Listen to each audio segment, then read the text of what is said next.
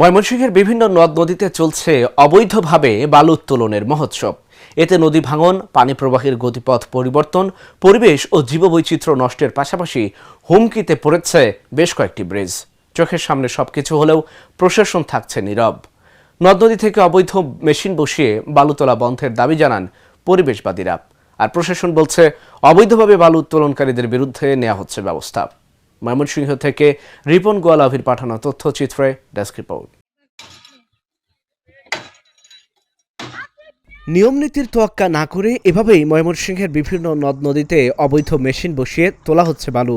আগে রাতের আধারে শ্যালো মেশিনে ড্রেজার দিয়ে বালু তুললেও এখন এ কাজ চলছে প্রকাশ্যে দিনের আলোতে।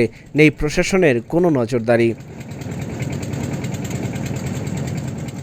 নিয়ম না মেলে বালু তোলায় বাড়ছে নদী ভাঙন, পরিবর্তন হচ্ছে নদীর গতিপথ, নষ্ট হচ্ছে জলজ সম্পদ, হুমকিতে পড়ছে নদীর তীরের বসতবাড়ি ও ফসলি জমি, নেমে যাচ্ছে ভূগর্ভস্থ পানির স্তর। এতে অস্তিত্ব সংকটে পড়ছে এই অঞ্চলের নদ নদীগুলো। ব্রহ্মপুত্র, সোমেশ্বরী এবং মহাদেবের যে নদীগুলো থেকে বালু উত্তোলন করা হয়, তারা কোনো নিয়ম নীতি না মেনেই ড্রেজিং ব্যবহার করে ড্রেজার দিয়ে বালু উত্তোলন করে।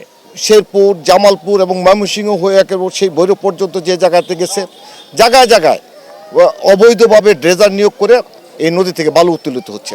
এই বালু উত্তোলন এবং অবৈধভাবে বালু উত্তোলন আমাদের প্রকৃতিকে যেমন ধ্বংস করেছে, নদীর গতিপথ নানান রকমভাবে বাধাগ্রস্ত হচ্ছে এবং যে মৃত নদীটি, এটি মৃতের সৎকার করা হচ্ছে। খননের কারণে নদীটি আরও ক্ষত হয়ে যাচ্ছে, খননের কারণে নদীটি দুর্বল হয়ে যাচ্ছে, খননের কারণে নদীটি রুগ্ন হয়ে যাচ্ছে, খননের কারণে এরকম আমি বলতে পারবো আরো অনেক কিছু হয়েছে। অবৈধভাবে বালু তোলায় ক্ষতির মুখে নদ নদীর উপরে থাকা ব্রিজগুলো, তাই বালু উত্তোলন বন্ধের দাবি জানান নাগরিক নেতারা। আজ হোক কাল হোক এই নদীগুলোর উপরে যে ব্রিজ আছে, ব্রিজগুলো থাকবে বলে আমাদের মনে হয় না। শুধু এই অবৈধ বালু উত্তোলনের কারণে আমরা মাননীয় সরকারের কাছে অনুরোধ করব, যত তাড়াতাড়ি সম্ভব এই বালু উত্তোলন বন্ধ করা হোক।